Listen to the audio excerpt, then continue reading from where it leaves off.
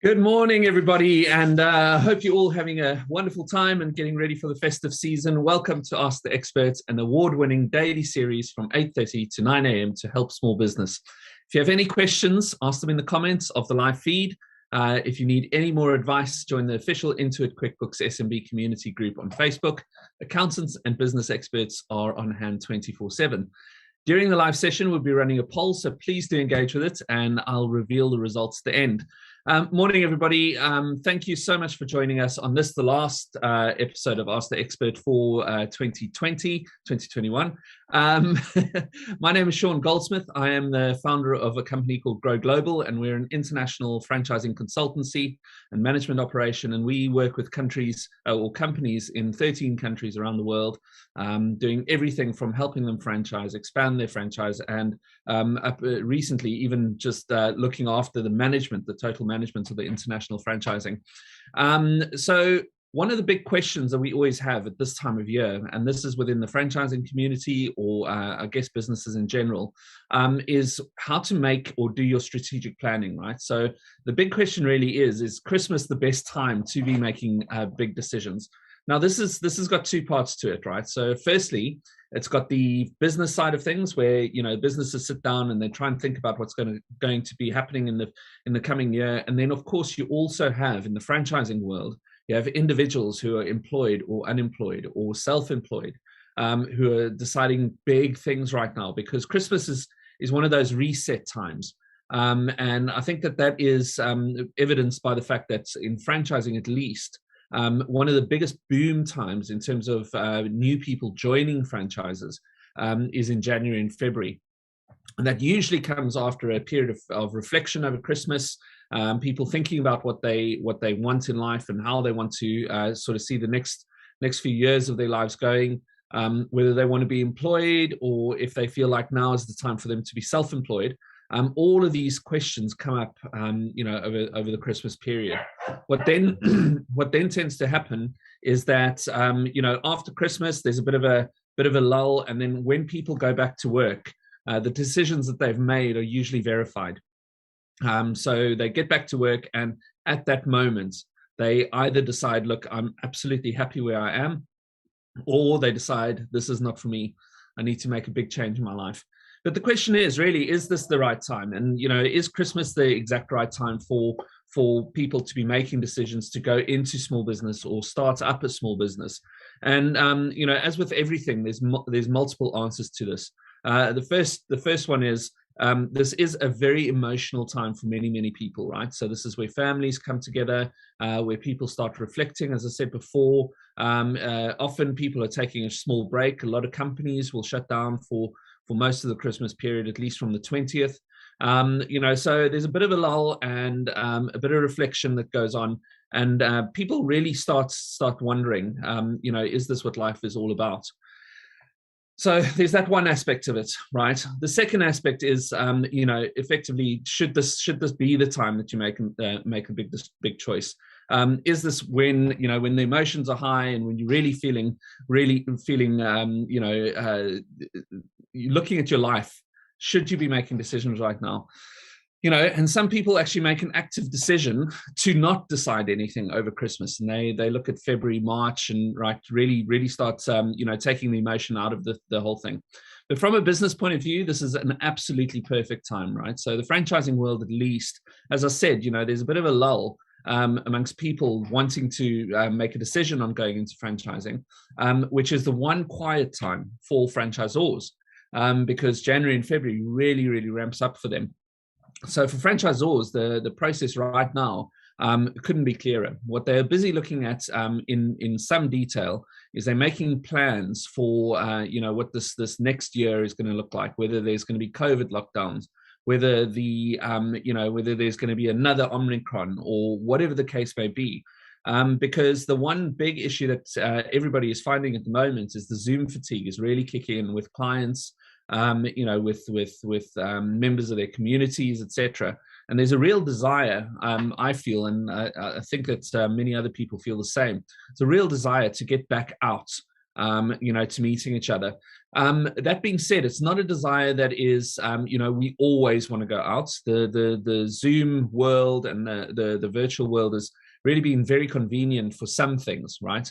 But every now and again, people do want to go to a big event, or they do want to go to a talk or a keynote discussion or something like that.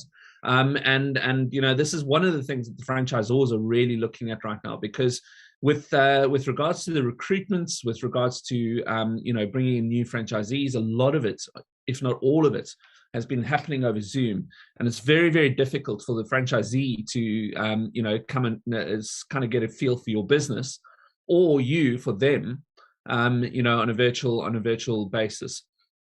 So right now, guys are looking at their numbers, they're looking at their projections. They probably are working on a best case, a worst case, and then a probable case in the middle in terms of their financial situation. And hopefully many of you guys are talking to your accountants, or have been talking to your accountants, about how to work that out and how to kind of project for the best, the worst, and the probable case scenarios with regards to your business. Right now, also, everybody is looking at their marketing. They are reviewing every aspect of their marketing, figuring out what works, what doesn't work, figuring out how to spend more money on the things that work and less money on the things that don't.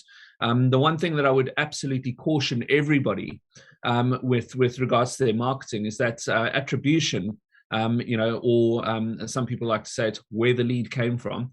Attribution has become very difficult nowadays, right? Because the old rules that existed 30, 40, 50, 60 years ago about touch points with the consumer absolutely still exist. And what might at first glance be a sure thing from a marketing point of view may actually be driven by something else that is not giving you the direct lead. So I'll give you a quick example, especially in the franchising world. When you're talking about local and micro marketing, all of the leaflets, the little adverts in the parish magazine, all of those old school traditional things all make a massive contribution when it comes to the client making a decision, right, on a company. So when the client finally decides, right, I need a domestic cleaning, one-off clean, or if I need anything like that, what they usually do is they go into Google. But where the power of the previous little items, the parish magazine, the leaflets, and all of that comes into bear, is once Google opens up, you're faced with a number of choices, right? And there'll be 3 adverts at the top. There'll be some listings in the maps. There'll be some organic listings just below. And what people still do is they still tend to trust the thing that they've seen the most, that they've heard of the most. So all of that little advertising that you've been doing might cost you hundreds of pounds. And you might think, well, hold on, I've never got a lead off a parish magazine, or I've never got a lead from a leaflet. But when you take those away, the results that you'll get from your Google will absolutely plummet. So this is a very, very good piece of advice. So if any of you guys are working with marketing agencies, if you have a small business and a local business, right, whatever you do, do not discount the old school marketing, the leaflets, etc. Because it's very, very clear from the franchising industry that they make a big impact on the marketing. So digital is no longer everything. Digital is just a part of your marketing mix, as it always was from the beginning of time. But anyway, guys, so with regards to your planning and how you are doing it, you've got to take a lot of things into context nowadays. You've got to take a look at your staffing. You've got to take a look at where your staff are located. I must say that our company just through sheer coincidence, we started recruiting here in the UK, and we've got some amazing people over here. But there were some roles I just could not find anyone for, right? So the one thing that you always start thinking is like, where do I go? Where do I find staff from? How do I expand this? So we started putting adverts out just everywhere, because the world is virtual. And we literally have now a team of 5 people just in South Africa alone. And it's strange because it's no longer outsourcing. It's no longer one of those things where you say, well, this is an outsourced team in a different country. Because the world has gone so virtual, they just feel like your team. You communicate to them in the same way, you chat to them in the same way, as if somebody was kind of sat next to you. So really think about all of those things. But anyway, guys, listen, I'm going to go on to questions, and we have quite a few coming in. So thank you very, very much for that. The first question we have is Courtney on Facebook Messenger. Perhaps it's a bit too late now, but our sales in the run-up to Christmas haven't been as strong as previous years. Do you have any suggestions on what we could do over the next few weeks to drum them up?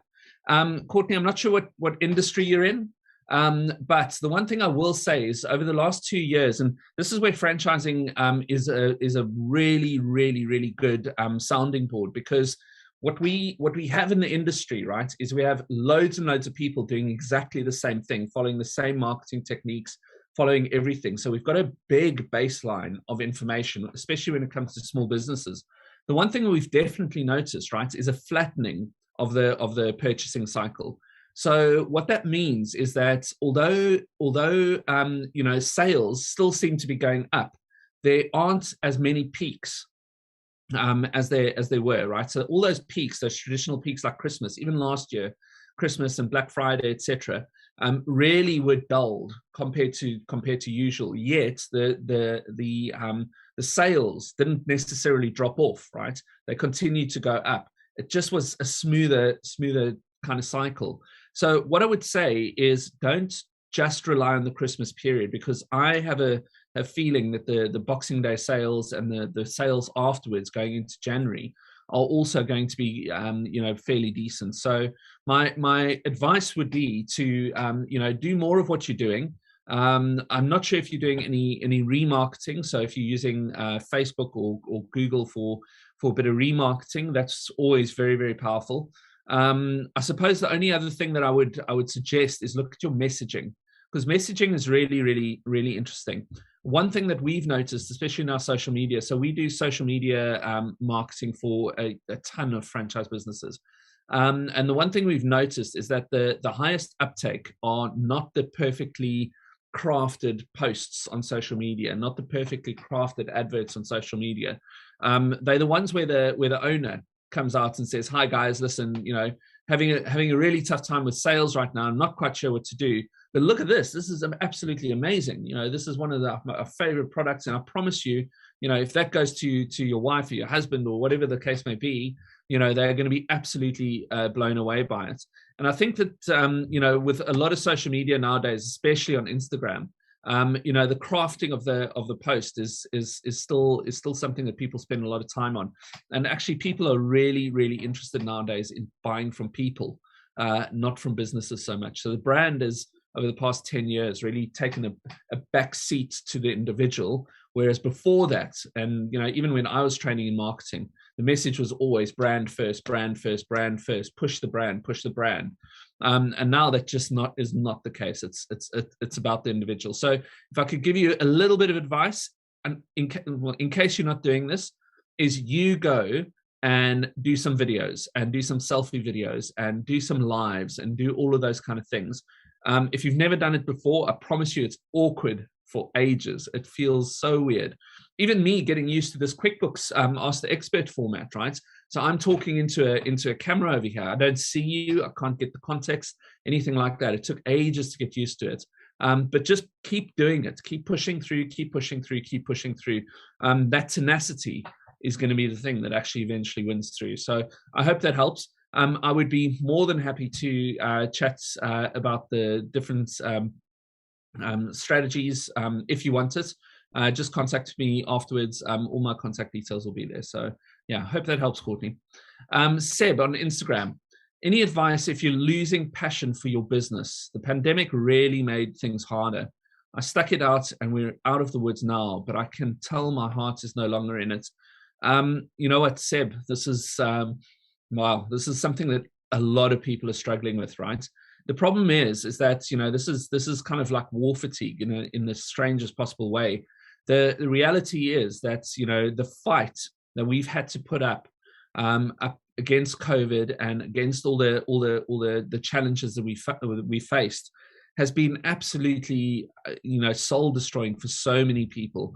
Some of the happiest people, like in the pet sector, that I ever knew. I mean, they just, it's as if the air is just being taken out of them, right? And you're completely right. It is a passion. It's a passion issue. So I'm going to give you a bit of advice, right? That I promise you will definitely help, right? go to lots of networking. There's so much networking right now, where you can go in for free, and there's a million and one groups, right? Go into those groups and just start talking about your business again to humans, right? Because they are trying to sell stuff to you. What you are doing is you're trying to just draw the energy from them, right? Draw the energy from those other entrepreneurs who are trying to find that passion themselves. But I promise you, that kind of the effort of going through the networking will make a huge difference. The second thing is, try and build a little community. In case you haven't, build a little community around your industry, right? When lockdown first happened, I started a mastermind group for franchisors. We were the first out of the blocks. We called it the franchise mastermind, literally very creative name. But what I started doing is I started giving advice to franchisors, right? I started advising other people. And I tell you what, it was probably the best thing that I could have ever done for myself. Because in advising other people, right, what I was doing is I was reigniting the passion for my industry, right, within myself. I was finding the love for it again. I was speaking to different people with different perspectives, with different ideas, and that got me thinking about my business and different perspectives and different ideas.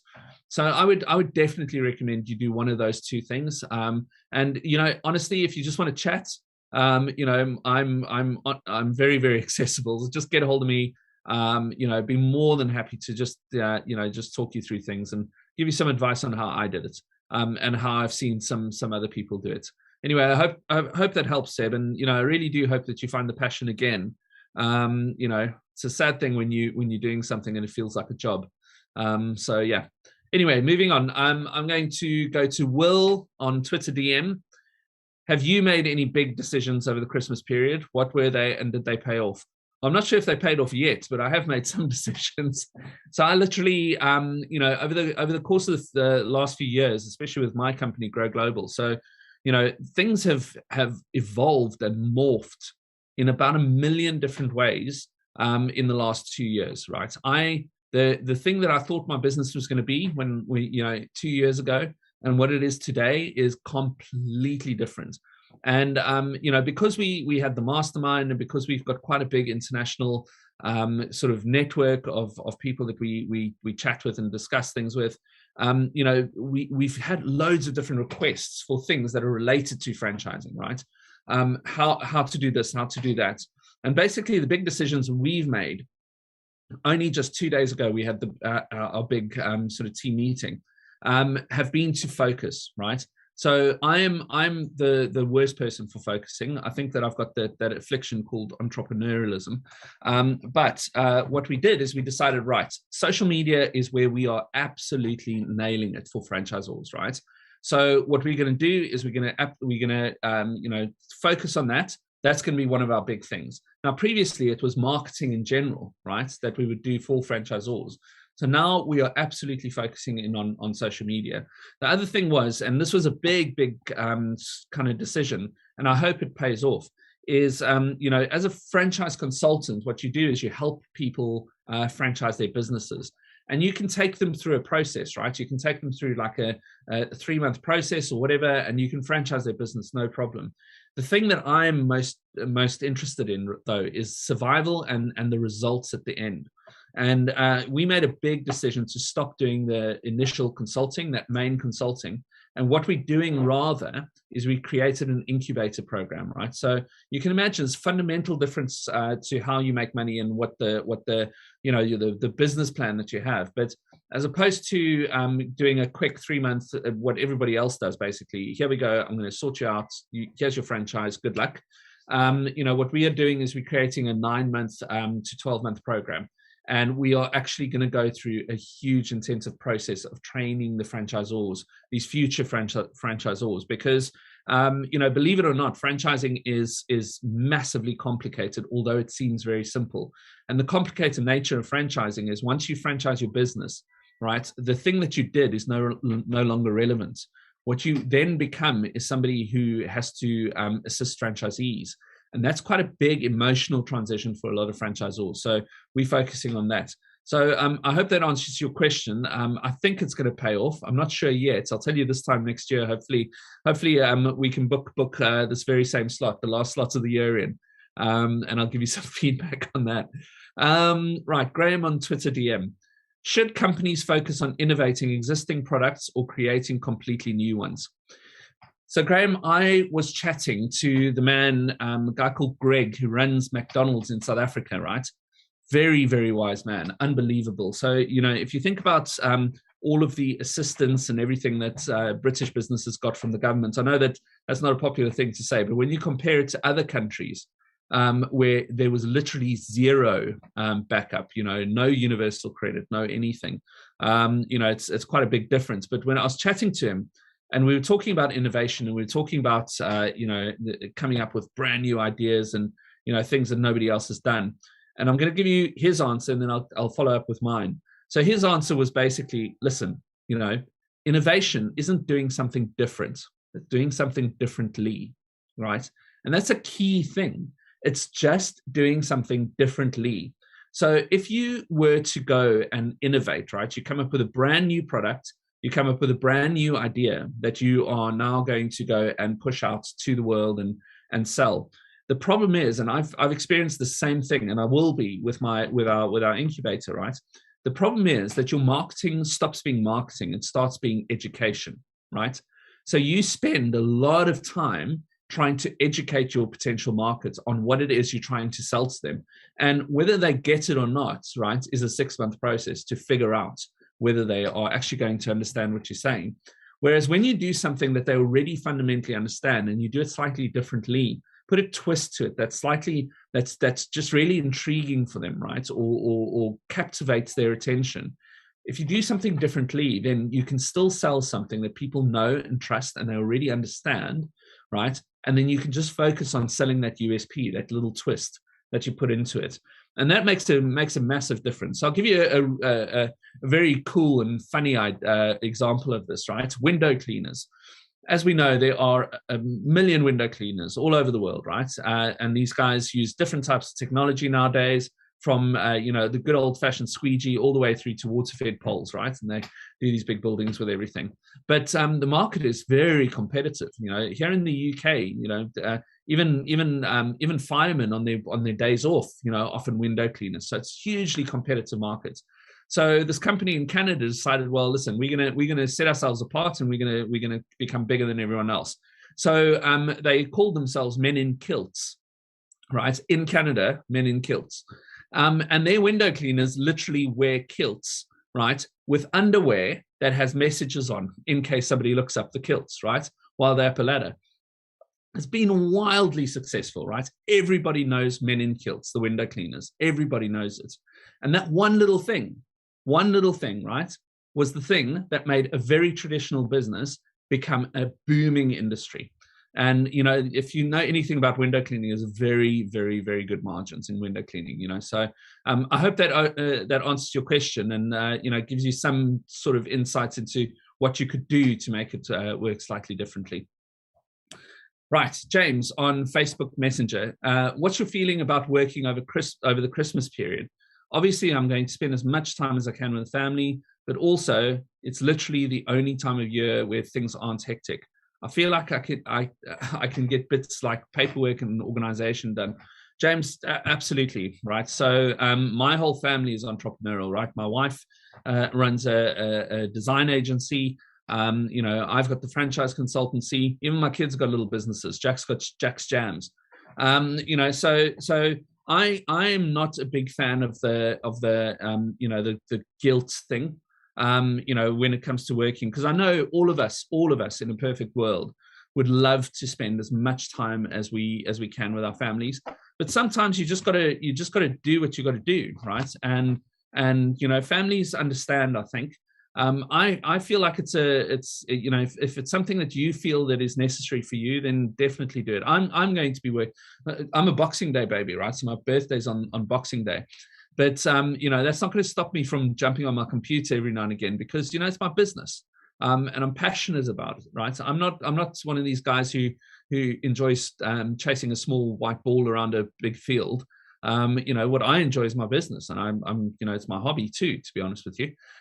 So I spend a lot of time on business every night and everything like that. So go for it. If you feel like you can, just don't regret it later with your family, right? Spend quality time. And if you spend time with them, what I would say is be absolutely present, right? Don't be half there. If you're going to be with your family, be with your family and be fully with them. And if you can do that, I think it'd be okay. Things are tough, right? We got to do what we got to do. So, I hope that helps, James. Go for it, mate. Anyway, right, moving on to Chantal on Instagram. I've been struggling with recruitment too. I've considered hiring out of the country too, but doesn't that complicate things with income tax in different countries? You just have to speak to your accountants, right? So, there's accountants on hand on the QuickBooks Facebook site. But actually, you know what, Chantal, just get hold of your accountants, is what we did, right? We got accountants over here, and we actually recruited. So we've got consultants all over the world. So we've got in America, Israel, Australia, all over. And all of those guys are working for us on a joint venture basis, right? So it's a commercial agreement.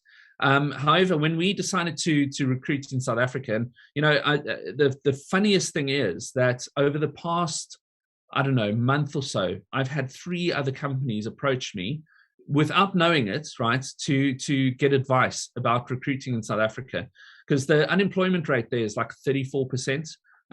So the first person that we recruited there, the reason I recruited there was because I was trying to fill a position over here, and I found an amazing candidate, right? And she was just perfect for the role. And right at the end of the interview, she said to me, "Could I just sign this piece of paper, to say that she'd come for an interview?" And I just knew right then and there that she wasn't here for the job, right? This was just process for her. So I kind of lost my temper a little bit. I just said, well, I'm going to look somewhere else then. And I took that exact same ad and I put it out in South Africa. And the very, very first person that I interviewed, right, was an amazing woman called Amina. And she arrived on the Zoom call fully suited and booted, right? Her environment and everything was just absolutely clear and amazing. She speaks English as well as I can. She basically, right off the bat, I said to her, "So how much do you know about Grow Global?" And she just went for it. She knew everything about the company. She answered, so many questions. She even made suggestions on things that we could do. And that was before I started asking her a question. So I didn't ask her a question. I was like, wow, okay, that's the first time I've ever had that. So anyway, we hired her straight away, and she's still working with us now. And she's becoming a very, very senior member in the company because she's just passionate about it. And the other thing that I know, this is going to sound very strange because it was very strange to me, but a few days ago, considering the exchange rates, a bunch of presents arrived for my kids from her, right? And I'm like, wow, this has just never happened to me before. So anyway, with regards to the tax and the employees and everything like that, you just speak to an accountant, they'll sort it out. We've got an accountant on both ends, who kind of coordinate things for us. And, to be honest, the salaries are much lower out there. So you do get a good bang for your buck, but it doesn't necessarily mean that you discount recruiting over here. I would say put your primary focus on the UK. And if you can't fill it, then go abroad. That's my view. Anyway, right. So we've got a couple of questions that I'm going to really quickly answer. Bill on Facebook Messenger. What's a good mix of marketing touch points in your opinion? At previous companies I've run, we've always put everything into digital channels because it's so much more cost effective.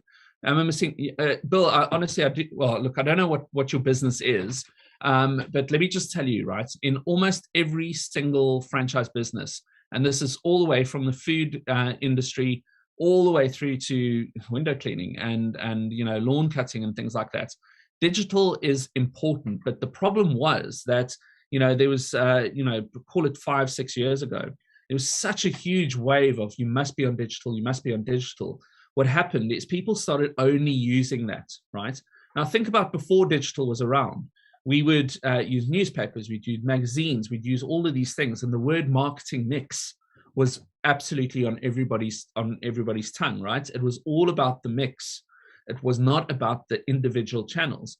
So now comes along Facebook and Google, and they had like a big boom time. But I'll give you a really quick example of a study we did, right? So I took 20 franchisees. And again, let me just reiterate, right? Franchising is brilliant because you've got a baseline. All these guys are driving the same vans or having the same cars, same offer, same marketing going out, same everything for all intents and purposes.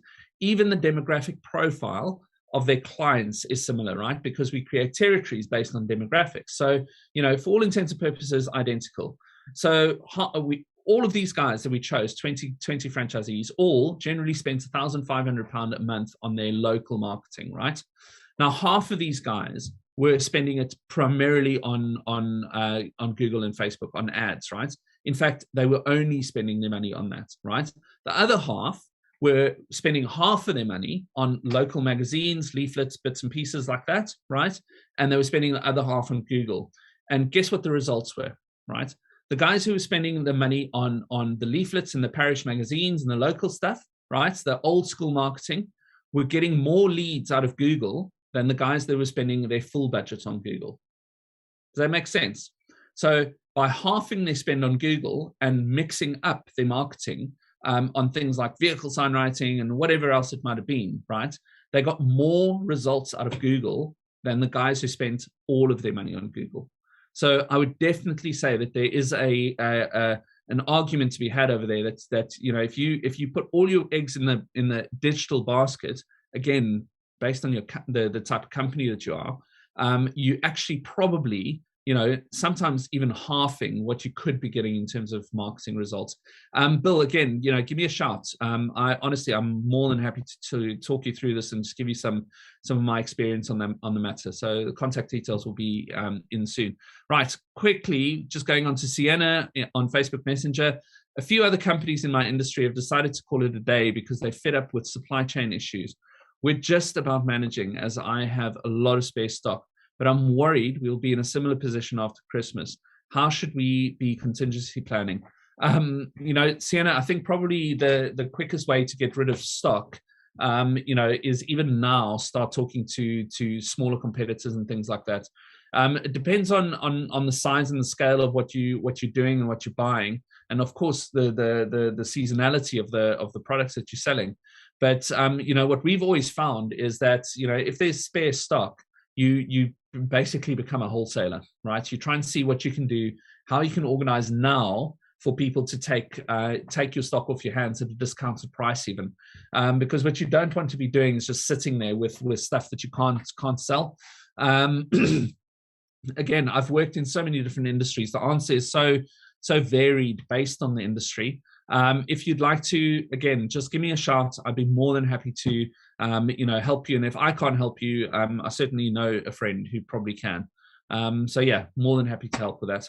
Anyway, guys, listen, the poll results are in, and we asked you, do you have a business strategy in place for 2020? And 20% of you said yes, 30% of you said no, and 40% of you answered working on it. Well, I completely get that. The working on it thing, I think, to be honest with you, is a constant. It's not an event anymore, for many people. And the other problem with our current situation with with COVID and everything like that, it kind of reminds me of the great philosopher Mike Tyson saying, everyone's got a plan until they get a punch in the face. So what I would say is, guys, in closing, just be adaptable. Your biggest strength right now is your ability to evolve and roll with the punches. Don't be static and don't be rigid in your thinking. And I think that will help you push through. Anyway, guys, excuse me. Thank you all for tuning in. If you want to get in contact with me, you can on Sean, SEAN, at growglobal.com. That's GROE global.com, Sean at growglobal.com, and the website is obviously growglobal.com. Today is the last Ask the Experts of 2021, but we'll be back in 2022. Join us on the 10th of January with Zishan Masood, accountant and head of strategy at Morgan Reach Accounting. A quick reminder, if you need any more advice, join the official QuickBooks SMB community group on Facebook. Accountants and business experts are on hand 24/7. I've really enjoyed answering your questions today. A very Merry Christmas. And I hope your planning goes well, and all the best for next year for your business. We're going to be crossing all fingers and toes for you. Thank you.